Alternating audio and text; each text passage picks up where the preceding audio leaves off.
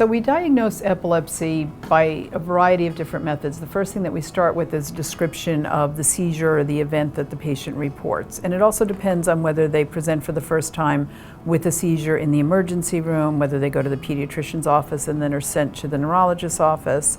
But the workup is pretty much the same.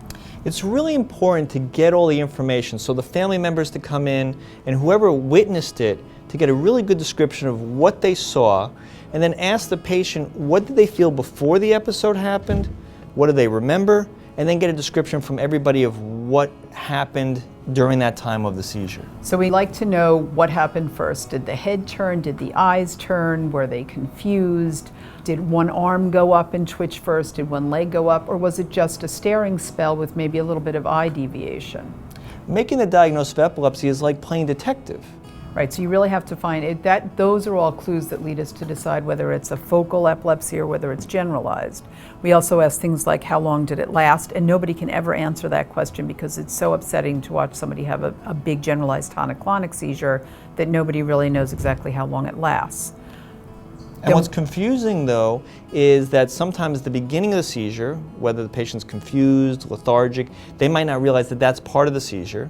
And then also frequently when the seizure ends, where they're tired and sleeping and snoring, they might think the seizure's still continuing, and that's not necessarily the end of the seizure. And a lot of times medication will be given at that point, despite it really not being a seizure anymore.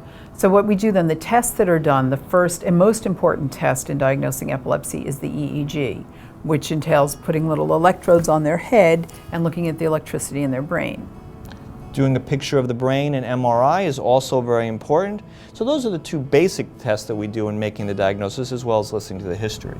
So again, the most important parts are the history, the description of the event, an EEG, and sometimes we do a short EEG. We often follow that with a longer one for 24 hours. Sometimes we'll do a video EEG where they stay overnight in the hospital with a video camera on them, and then neuroimaging, which is the MRI or the CAT scan, and MRI being much more the gold standard for looking at the brain.